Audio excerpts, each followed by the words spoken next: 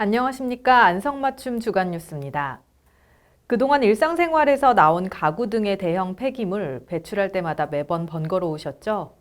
이런 불편함을 해소하기 위해 안성시가 대형 폐기물을 스마트폰 애플리케이션으로 간편하게 신고 배출하는 서비스를 시행합니다. 스마트폰 애플리케이션 빼기를 무료로 다운받아 배출 희망 날짜와 상세 위치, 배출 품목 등을 입력한 뒤 신용카드나 계좌이체로 결제하면 되는데요. 대형 폐기물의 배출부터 결제까지 비대면으로 한 번에 처리할 수 있는 빼기 서비스. 시민 여러분의 많은 이용 부탁드리면서 안성 주간 뉴스 지금 시작하겠습니다.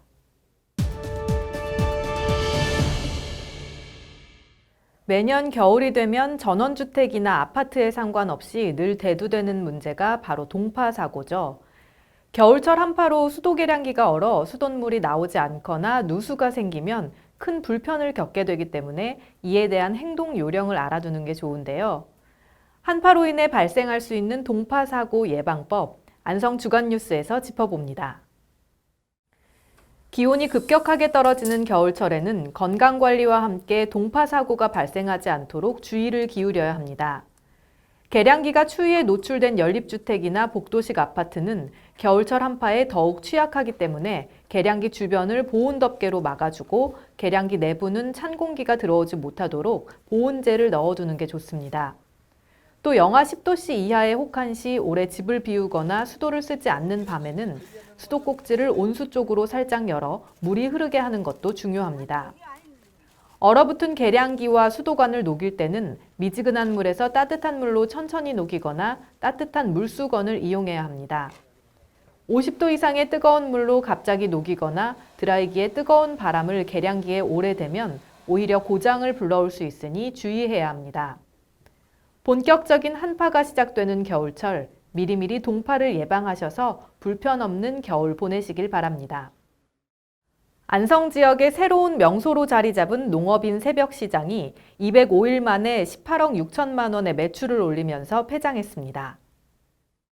매일 오전 5시부터 8시까지 운영한 장터는 지역 내 농민 170여 명이 직접 생산한 각종 제철 농산물을 당일 수확해 소비자에게 착한 가격으로 공급했으며 코로나19로 열악한 환경에서도 수도권 시민 20만여 명이 방문해 18억 6천만 원의 매출을 올렸습니다. 특히 올해는 농산물품질관리원 안성사무소에서 출하농산물 150점에 대해 잔류농약 안전성 검사를 완료하는 등 소비자가 믿고 먹을 수 있는 안전 농산물에 대한 신뢰를 더욱 강화해 어려운 농업 현실 속에서 새로운 지역 먹을거리 문화를 만들고 선도했다는 평가를 받았습니다. 안성시가 고농도 미세먼지가 빈번하게 발생하는 12월부터 내년 3월까지 제2차 미세먼지 계절 관리제를 실시합니다.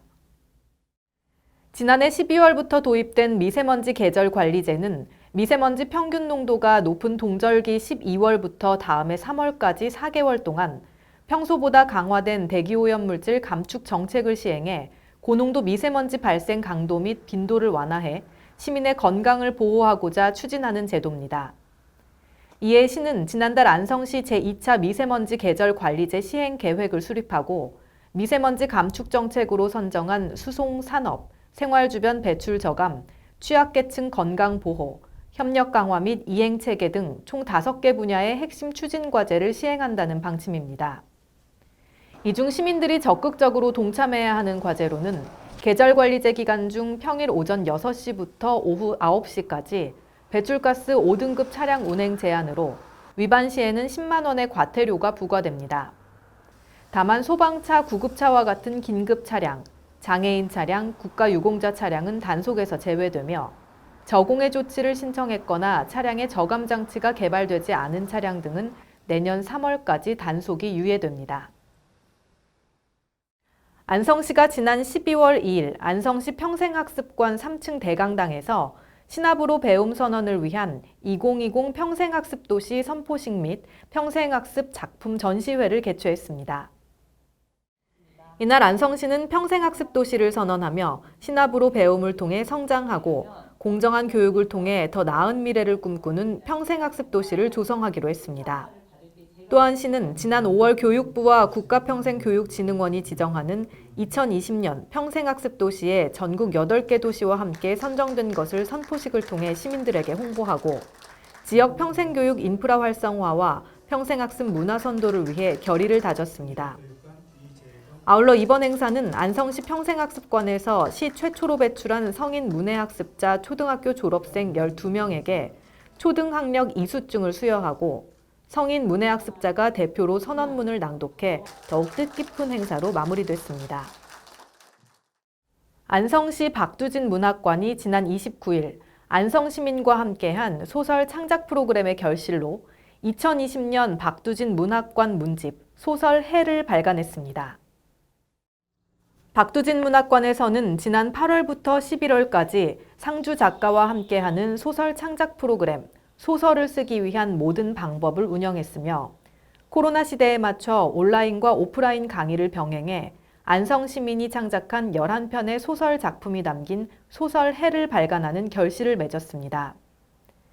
문집 소설해는 박두진 문학관에서 진행한 소설 창작 프로그램에서 완성된 안성 시민의 작품을 엮은 것으로 해산 박두진의 첫 개인 시집 해에서 이름을 따왔으며 두 노벨의 의미를 담아 출간됐습니다. 지난 29일 발간 기념식에 참여한 한 시민은 이번 프로그램을 통해 어떻게 소설을 써야 하고 창작하는지 알게 됐다며 문화예술의 도시 안성이라는 슬로건과 어울리도록 안성다움을 유지하며 성장하기를 바란다고 안성 문학의 발전을 응원했습니다. 다음은 안성맞춤 포토뉴스입니다.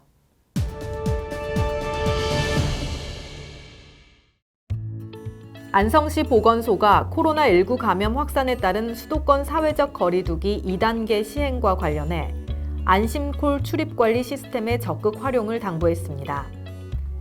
이 시스템은 코로나19 확산 위험이 높은 시설인 식품 접객업소, 종교시설, 노래연습장 및 PC방 등에 입장할 때 각 업소에 부여된 고유 번호로 전화를 걸면 출입자 전화번호가 KT진흥망에 4주간 저장되는 방식으로 확진자와 같은 시간대에 같은 시설을 이용한 경우 신속하게 검사 안내 등 조치사항에 대한 알림 서비스를 받을 수 있습니다.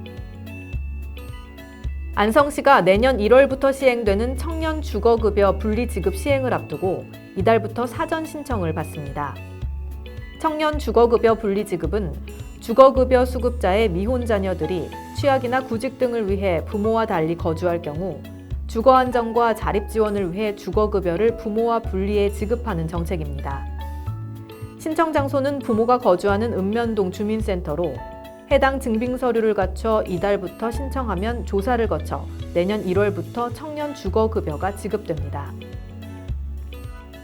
안성시가 어린이 식습관 개선 및 건강 증진과 지역 농가의 안정적인 판로 확대를 위해 경기도 어린이 건강과일 공급사업 지원 대상자를 가정보육 어린이까지 확대합니다. 지원 대상은 올해 9월부터 양육수당을 받는 관내 거주 어린이로 12월 11일까지 온라인 또는 행정복지센터 방문을 통해 신청하면 어린이 1인당 45,500원의 지원을 받을 수 있습니다.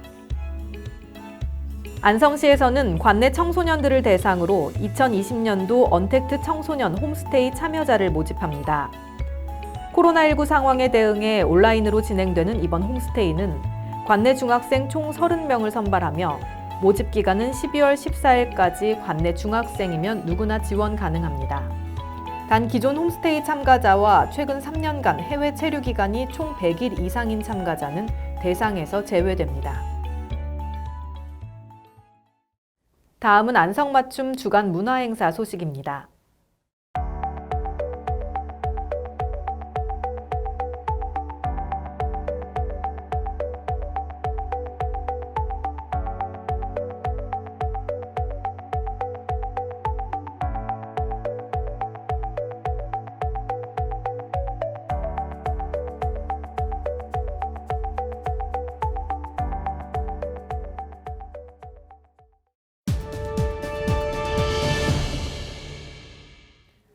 알쏭달쏭 어렵고 난해한 법령 해석, 어디에 문의해야 할지 누구나 한 번쯤 고민해 보셨을 텐데요.